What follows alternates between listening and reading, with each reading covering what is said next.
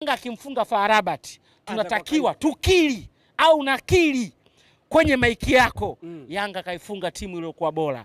Angalia Yanga alivyocheza kipindi cha kwanza na angalia Yanga alivyocheza kipindi cha pili. Miraji, sasa hapa ndipo ambapo familia sasa wanataka wajue utofauti wa Yanga iliyocheza kipindi cha kwanza, kipindi cha pili, ama tuzizungumzie dakika 90 ambazo zimewapa Yanga pointi 3 leo.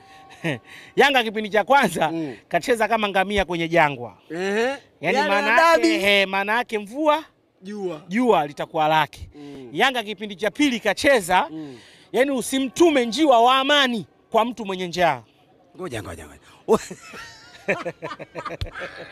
Nimeelewa mwishoni.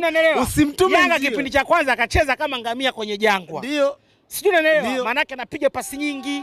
Mbona anaondoka kidogo lakini anajua safari yake wapi atafikia na njia gani anayokwenda. Yanga kipindi cha pili kacheza mpira ambao unaitwa usimtume njiwa wa amani kwa mtu mwenye njaa, atakuja kumla, atamchinja tabla huyo.